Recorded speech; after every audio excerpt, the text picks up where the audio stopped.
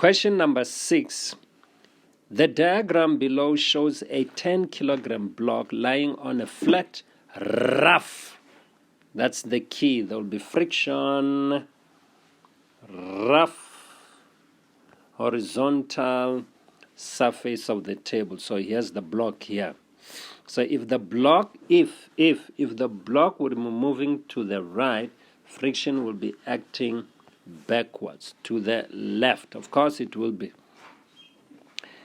The block is connected by a light inextensible string to a 2-kilogram block hanging over the side of the table. The string runs over a light frictionless pulley. The blocks are stationary. The blocks, so they're not moving at the moment. 6.1. State Newton's first law of motion in words. All right, to define that, you take acceleration equals to the net force or resultant force over the mass. This is in the way of an equation. Let's say what the equation says in words. The acceleration of an object is directly proportional to the resultant force or the net force and inversely proportional to its mass. And the direction of the acceleration is in the direction of the resultant force or the net force. Those words, it is exactly what Newton's first law says in words. What I wrote in red, that's what it says in definition, meaning according to the equation. All right, now we're going to read some story here, but I'm going to tell you what we're going to do. It says, write down the magnitude of the net force acting on the 10 kg block. And then they're telling me here, they say when a 15 Newton force is applied vertically downwards on a 2 kg block, the 10 kg block accelerates or starts to move to the right at 1.2 meters per second squared. Therefore, the 2 kg will be moving downwards. So this statement, it's pertaining to 6.3 all the way going down. All right, the first question, 6.2. Write down the magnitude of the net force acting on the 10 kg block, because they said this is before they moved. They were stationary. So if they were stationary, the net force equals to 0. That's straightforward now. I'm concerned about this one. They say we're applying 15 Newton on this object here. So there's a force downwards here of 15 Newton. So I'm just going to write 15 Newton. So what comes now is to do all the resultant in other words, the forces rather acting on this object. Yeah. So you've got a tension pointing upwards. And then you also have the force of gravity. Let me put the 15 on the other side here. And then you also have the force of gravity pointing downwards. We know it's going to be 2 multiplied by 9.8. So this will be 19.6 Newton. This represents the force of gravity or gravitational force or the weight of an object. If they ask you a free body diagram of a 2 kilogram block, just represent it with a dot there, and then you show all those 3 forces acting on it. All right. Now we come to the 10 kg block. There will be a tension towards the right pulling that block. But then we do understand there is rough horizontal surface. This surface it's a rough surface, so there will be friction opposing the motion. So we have the friction over there. But not only that, we also have the vertical forces on this 10 kg block. Downwards, we've got the force of gravity, which is going to be 10 times 9.8, which is going to give us 98 Newton downwards. and there will be a normal force pointing upwards. So that F subscript N will also be equals to the 98 Newton, because there are no other vertical forces except these two acting on a 10 kg block. All right, so now we've got all this scenario happening. So we said to work with this type of questions, you always use the fan. Okay, you use mu n, or you're gonna also use these guys. They always work together. Resultant force equals to the mass multiplied by the acceleration. So there is the net force is the mother one that's gonna work all the time. This one, sometimes they include it, sometimes they don't. But under all circumstances, you can work with these two things and win. All right.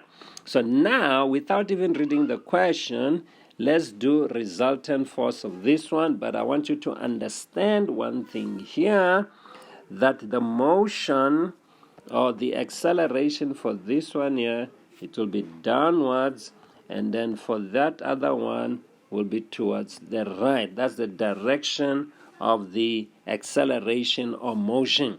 Starting with the 2 kg, therefore I'm going to say downwards force which are pointing down, minus the forces pointing upwards.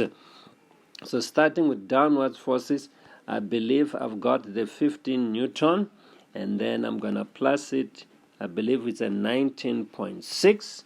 Those are pointing down. When I add them, subtract the one pointing up, which is minus the tension, equals to the mass, which is 2 times by the A. Like I said, the mathematician would like to call that one equation 1.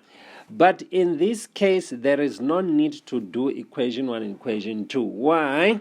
Because we already know the acceleration. Let's pretend for now we didn't have the acceleration.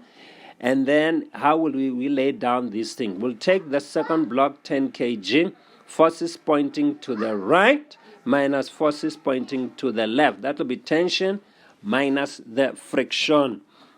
So we'll be having tension minus the friction equals to MA, which is going to be 10 multiplied by the A. So like I said, the beautiful mathematicians will be calling this equation number 2. But the wonderful part of it is that we are given the acceleration to be 1.2 meters per second squared. We'll deal with the friction later. We'll use the fan later if necessary. All right, working with this white one here, solving for t. Remember here, I'm going to put 1.5, which is 1.2 rather, 1.2, which is there. So let's calculate t. So I'm going to write t, the tension, equals to 15 plus, I'm actually taking tension to the right hand side and bring acceleration 2a to the left, which is 2 into 1.2. All of that will give me tension. Punch your calculator. The tension becomes 32.2 newtons. All right, so now since we have that, we can now go and substitute it there in place of the t, and we'll be able to work out the friction. So let's do likewise. So I'm going to write that down. So I'm going to write it as 32.2, then minus the friction equals to the 10 multiplied by the acceleration, which is 1.2. Then I work out the friction. Trust me, friction will be equals to, I'm transposing it to the right hand side, that friction, and then minus 10 into 1.2. We punch that into our calculator. Friction now becomes 20.2. So this is good. because we figure out what friction is, and then we figure out what tension is, and friction, it's measured in Newton. Without figuring out what they want, I'm gonna go ahead and use the fun and say friction is given by mu multiplied by the normal force. In this case, I can tell normal force is 98, friction is 20.2 equals to the mu multiplied by the 98. I'm going to divide both sides by the 98 to get the mu, the coefficient of kinetic friction, right, which gives us 0.2.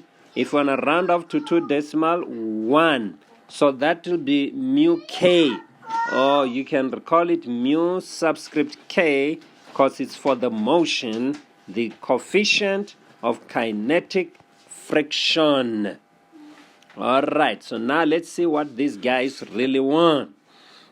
Number 1, they say draw a free body diagram for a 2 kg, which is this one. When the 15 Newton force is applied to it, there it is. Just put a dot in its place.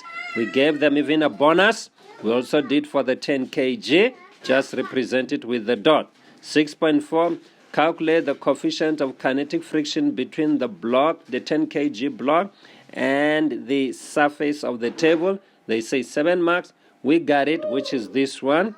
All right, and then 6.5, they say how does the value calculated in question 2.4? I don't see any 2.4 except the 6.4 here, because that's what we're referring to. That means somebody changed the question. It was actually question 2.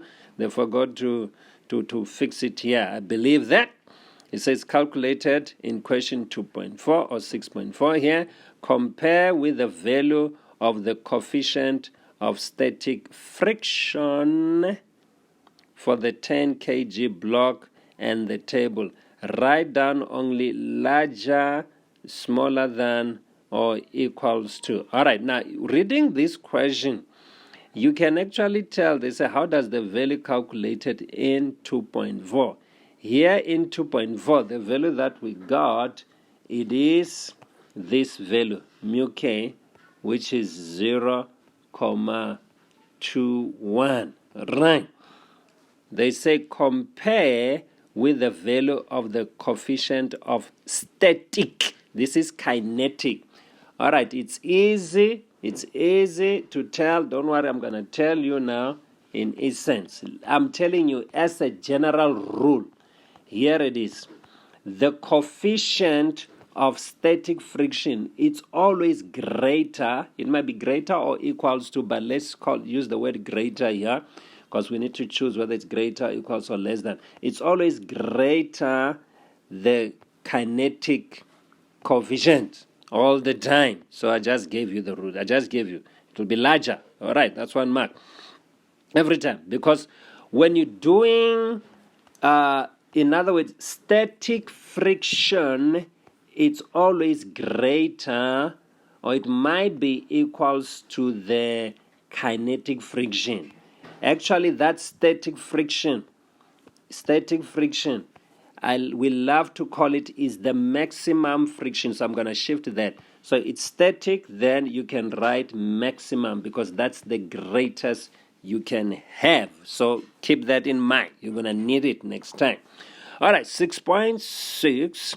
They say if the 10 kg block had a larger, the 10 kg block, a larger surface area in contact with the surface of the table, how will this affect the coefficient of kinetic friction calculated in that place? Okay, the friction might be a little bit more, but the coefficient of kinetic, or anything, coefficient of friction, it is determined according to the substance. If it's for the wood, if they tell you wood has a coefficient friction of 0.21, Whether it's small wood, greater wood, big object on it, small, it don't matter. It will remain the same because it is a constant. It does not change.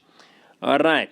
And then they say, assume that the rest of the system remains unchanged. Yeah, all right, fine. So there it is. So it will remain the same. That it's a constant. That's what it is. So this question, it's really done.